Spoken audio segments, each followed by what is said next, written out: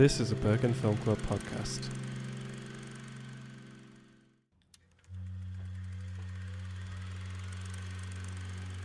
Like an old movie removed from the frame, I am floating and looking for someone to blame.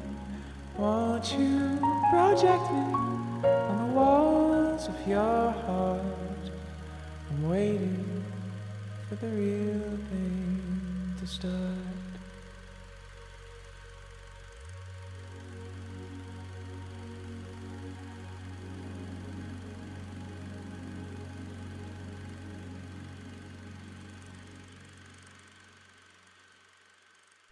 Hello, welcome to The Real Thing.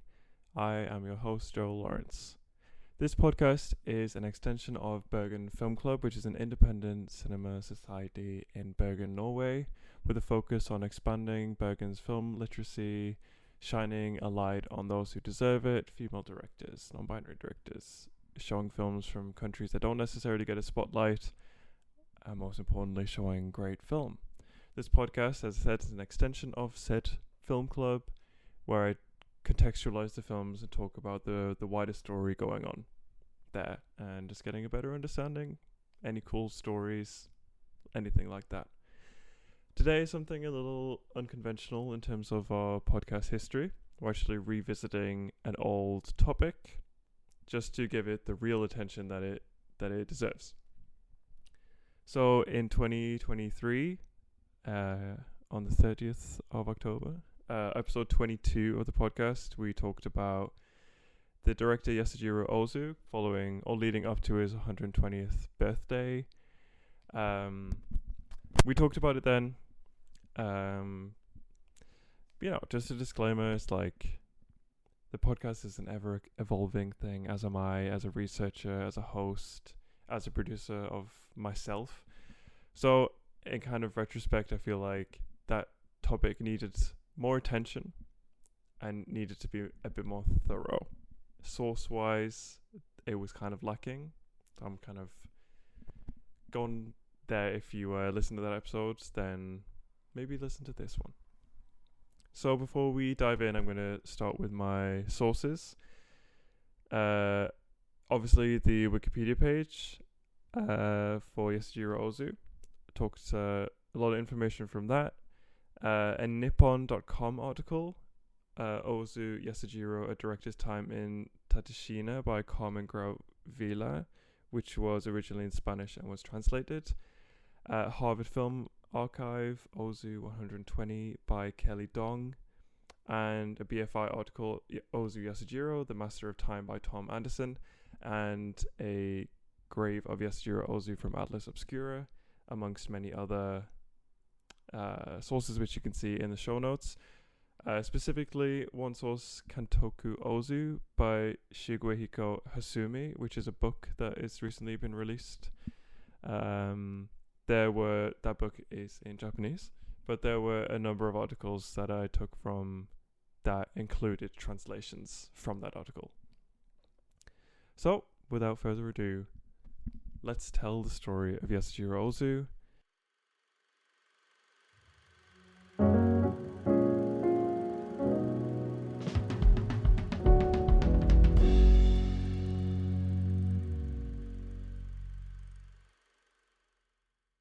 Yasujirō Ozu was born December 12th, 1903 to a working-class riverside neighborhood in Tokyo on the banks of the Fujiwara River.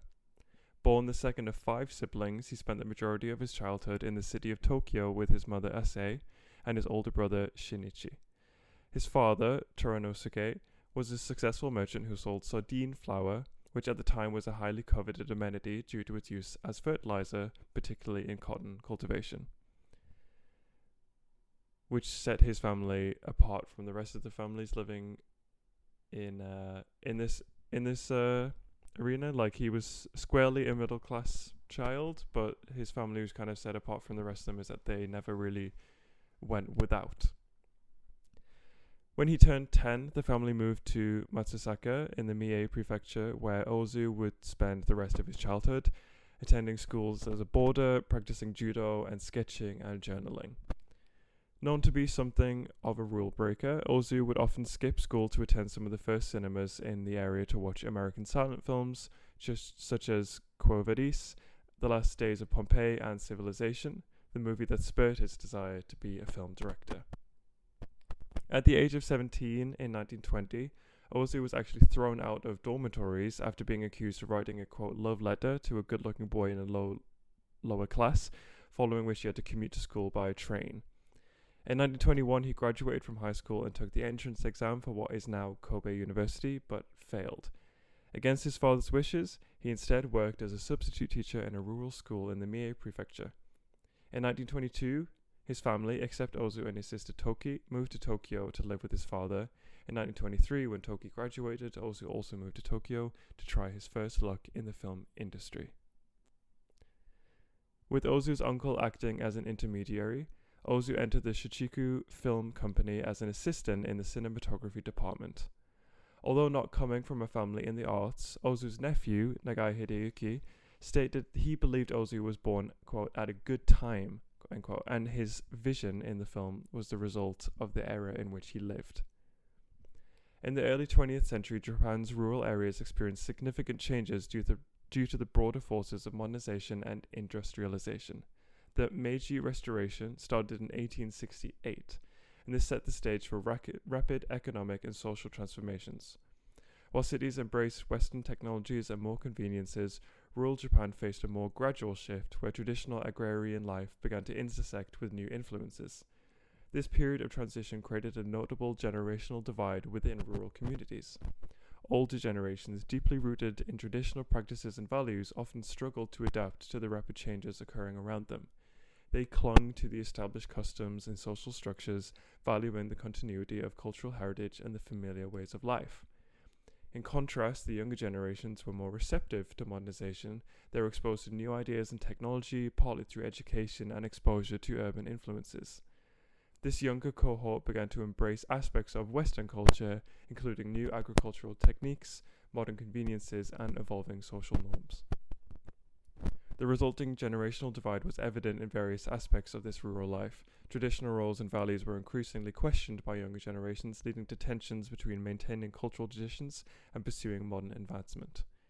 This divide often manifested in different attitudes towards work, family structure, and societal changes and roles, reflecting the broader clash between the old and the new in the rapidly changing Japan. The 20th century rural Japan was marked by significant modernization, which deepened the divide, older generations holding faster to these traditional ways, with younger individuals increasingly embracing modern influences, creating a dynamic interplay between preserving cultural heritage and adapting to new realities. It's these themes that you would see crop up in many, many, many of Ozu's films. In 1926, Ozu became a director at Shichiku, in a rather unconventional way. Whilst waiting in line for lunch, a colleague of his jumped the queue, which Ozu responded to by punching the employee. When called to the director's office, Ozu took this opportunity to present a film script he had written. This kind of behavior had only gotten him in trouble in the past, but here his impudence was rewarded. The following year, he was promoted to the director of the Jidageki period film department and directed his first film, The Sword of Penitence, which is now lost, like many, many, many of his early films. This marked the first time working with Kogo Noda, who became Ozu's co-writer for the rest of his career. On September 25th, he was called up to service in the military reserves until November, which meant that the film had to be partly finished by another director. Upon his return, he was able to complete the production of multiple films a year across many genres and hone his craft, exploring through essentially trial and error, playing with pans, tilts, dollies, dissolves, and the like, all to develop his technical proficiency as a director. Once he began exploring films about upper middle class life and the acceptance of choice, circumstance, and being, he began to develop into the auteur he is known as today. As Harvard Film Archive puts it, quote, his fastidious search for beauty led him to break rules and defy conventions without hesitation, end quote. The creation of his trademark setup was something of an accident during the making of another lost film, Body Beautiful, in 1928. To avoid tidying up electrical cables over the floor, He lowered the camera to the floor and immediately fell in love with what he saw. Towards the end of the 30s, Ozu had become a well-recognized artist, regularly receiving accolades for his work in film, mainly in Japan, but was frequently praised by critics. This never really translated into box office success, however, and Ozu came to resent the label of, quote, critic's director as a sign of banishment into a niche. Before any of this had real consequence, however, Ozu was drafted. In September 1937, during this time of uncertainty in his career, he was conscripted into the Imperial Japanese Army. He spent the following 2 years in China during the Second Sino-Japanese War. Arriving in Shanghai, he was fairly quickly promoted to sergeant as part of an infantry regiment handling chemical weapons. He was stationed in several places across China and Japan, with his conscription ending in 1939. There was a lot of controversy concerning Ozu's character and role in the war, the information from his diaries, which were published even though he forbade it. In these diaries, he refers to the group's involvement in chemical warfare, which were in violation of protocol. However, Japan is in violation of what was stated in the Geneva Protocol. However, Japan had withdrawn from the League of Nations, so it really didn't need to adhere to this. Not that that's an excuse, just a point. He similarly refers to Chinese soldiers disparagingly, often using slurs, perhaps due to the nature of the situation. He found himself retreating into his kind of directorial aspect in mind, usually referring to certain situations as, quote, similar to what they are in films, such as a murder he witnessed. His diaries also offer insight into the Japanese military's use of comfort women, who are women who were forced into sexual slavery. Despite being actively involved in the war, planning and deployment, he developed and wrote the script for his film The Flavor of Green Tea Over Rice, which concerns a marriage conflict and family struggles. The first film he released following the war was Brothers and Sisters of the Toda Family in 1941 and There Was a Father in 1942, which explores the dynamics of a father-son relationship following a great separation. In 1943, Ozu was drafted again, this time to make a propaganda film in Burma. He was instead sent to Singapore to make a documentary about Chandra Bose, who is an extremely interesting person if you want to look into this person. During this time, however, he had little desire to work and instead spent most of his time reading, exercising, playing tennis, and watching American films provided by the Army Information Corps, being particularly impressed by Citizen Kane. At the end of World War II, Ozu destroyed the script and all footage of his documentary. He was then detained as a citizen and forced to work on a rubber plantation along with his 32-strong film team. After this time, 28 spaces were available for the first repatriation boats back to Japan, which Ozu had won a spot on in the lottery to go home. But he indeed waited longer, actually, because he gave the ticket away to someone else who he felt was more deserving to go home than he. Akiko Ozu, his niece, recalled Ozu's return in 1946, and that he travelled straight to his neighbourhood in search of his mother, but she had gone, having left Tokyo following the Great Tokyo Air Raid in 1945, and was now living with her daughter in Noda, 2 hours from the capital. Once learning this, he spent the night in Tokyo, then headed straight to his mother the next day. He spent these post-war years in this town with his mother and extended family. Akiko recalls the definitive role that sake played for Ozu at this time, that he would play with the children on the same level, and that he was mischievous as a child in this way. He later moved to Tateshina, with this move often heralded at his last creative haven. This is where he would create some of the movies that are now recognized as his most accomplished.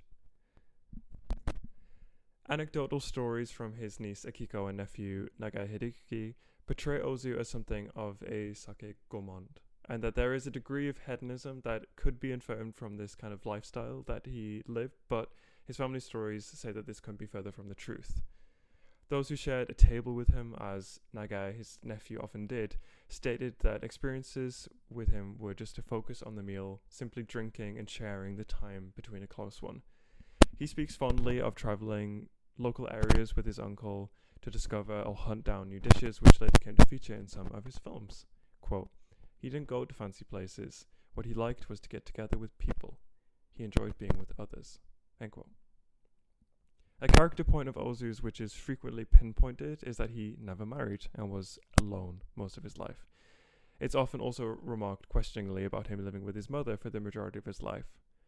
From this information alone, it's easy to create this idea of a brooding, contemplative, perhaps standoffish and sturdy man, but again from his family descriptions, from this Nippon.com article, it seems like he was completely opposite. Nagai, his nephew, states, quote, "I think he was able to do everything he did because he was single." Quote, "He never married, sure, but it doesn't mean that he didn't have affairs. Many different women played different roles in his life." Ozu, in a way, owed, his mother his life twice over. Firstly, being born, but when Ozu was 3 years old, he contracted meningitis, which led him to be very, very sick, and is obviously an incredibly life-threatening illness at the beginning of the 20th century. But his mother devoted herself body and soul to his recovery, which is something that the filmmaker remained deeply grateful for the rest of his life.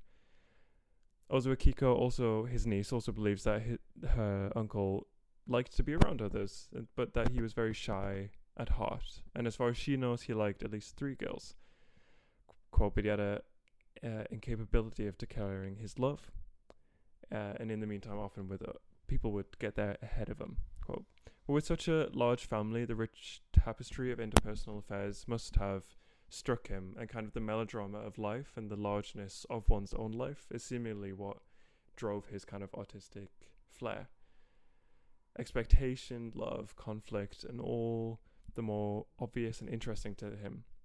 For example, his older brother, as his tradition, was supposed to care for his mother in her old age, but as Ozu observed this complex relationship between his mother and his sister-in-law, it fell to him to take over. It seems that these kind of meditative moments of conflict are what fascinate him the most, or all of us, which is why his films kind of strike a chord to so many, that he's able to kind of play the melodrama of the quotidien so perfectly and strongly that you kind of drop into these moments that could be as if you are enjoying or you're experiencing the conversation as if it's happening in front of you. The so-called Noriko trilogy is esteemed as Ozu's most favorably received and acclaimed works, with these being Late Spring in 1949, Early Summer 1951, and Tokyo Story in 1953, which all feature Setsuko Hara. Late Spring, the first of these 3 films, was the beginning of Ozu's commercial success and the development of his cinematography and storytelling style, or kind of the perfection of it. These 3 films were followed by his first color films, Equinox Flower 1958, Floating Weeds 1959, and Late Autumn in 1962, which was released the year before he died in 1963. His frequent collaboration with Setsuko Hara sparked romance rumors, but his family claimed that this relationship was purely professional.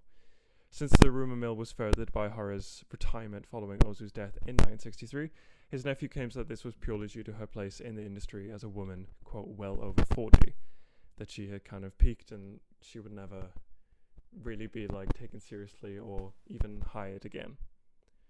However, it was commonly known that they believed that they brought out the best of each other professionally, so hence the collaboration. So following the production of some of his most acclaimed and best work, as a lifelong smoker, he died of throat cancer in 1963 on the day of his 60th birthday, just 1 year after his own mother's passing. They are buried together in Kamakura with a headstone that has no name, but rather the character Mu, which means nothingness in Japanese. And it's this kind of concept of nothingness is something that, through all of the sources that I read, is some kind of thing that plays often through his films.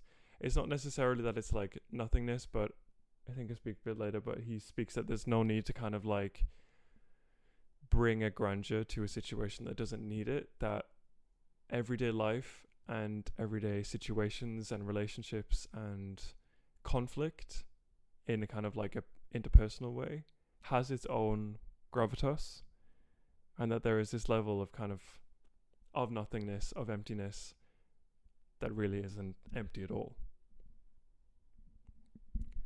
Ozu was a frugal and vital man, and the numerous awards he received in Japan did not affect his worth.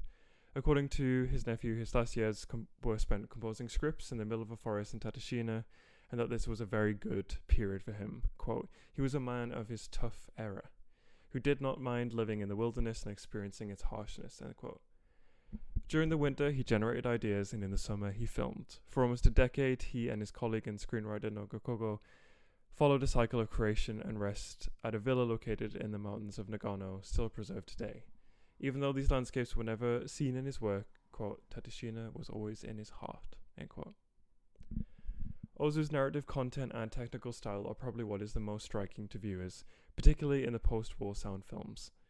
He shoots in a way that involves the viewer as if you have a seat at the table of the conversation and it's happening before you. His development of, quote, pillow shots, which are these intermediate shots that take place of traditional cuts or fades, where he would contextualize and ferry the viewer from one conversation to another, sometimes with static images reflecting the themes of the film, often with images countering classical imagery with something mechanized. Shiguehiko Hasumi, who recently published this book, Kantoku Ozu, which means Director Ozu, has actually criticized, or rather identified, that the West's perception of Ozu is largely driven by three people: Donald Ritchie, Paul Schrader, and David Bordwell, all of which who are obviously influential in their own right. And that it's worth noting that there is a degree in which he has kind of been contextualized in Western cinema by kind of reflecting an Eastern or Japanese expectation back upon him, by kind of ascribing certain choices, shots, dialogue, inclusion of certain set pieces that are chosen by Ozu, that like this was only done because he was a Japanese man, or applying like Eastern religion motif to it, when it, as Hasumi says, may not have necessarily been the case, that rather it was just kind of like, this is everyday life, not necessarily some kind of like deeper like religious Eastern meaning. Well, actually, I just thought, I can't speak too much to it because I'm not like a film analysis nerd, but it's an interesting point, the way that we kind of view Eastern cinema. I guess that we have maybe have a tendency to kind of like put on an extra level of Eastern motif because it is an Eastern film. I just thought it was a very interesting point, and I believe the Hasumi book has been translated, or it will be, so I'm sure that there's a lot of interesting points in there. Ozu's legacy and influences nonetheless undeniable. The themes in his movies are as relevant today as then, you could say. It's intergenerational conflict, whether this be due to expectation, tradition, gender roles. It's a strong core theme throughout all of his features, but not necessarily told in this heavily dramatized way that it could be told in other films of the period. Ozu never aimed to sensationalize or go beyond what was necessary. It was deliberate and calm. It was a family. It was people talking. Yeah, so I guess that's kind of, I just wanted to kind of broaden the Ozu narrative that we have on the podcast, because I'm not saying that I did a bad job researching, I just could have done a better job, I think. And yeah, I just think it's, like with research, with citing, it's just important to be like on top of everything. So the stuff, I think I filled in the gaps with stuff that I didn't touch on in the other episode, so it could definitely be like kind of like a companion episode in that way. But it's just good to have something a bit more holistic and a bit more well researched, so that's why I did this. Yeah, but many cool episodes coming up, collaboration, and yeah, I'm excited to move forward. It's been fun researching this episode. Actually, I had a good time learning about him as a person. There's a lot of like pressure kind of like put on him as a person, but he was just a guy just being alive, living his life pretty much. So do with that what you will. But thank you very much for listening. This has been The Real Thing. I've been Joe Lawrence. Goodbye.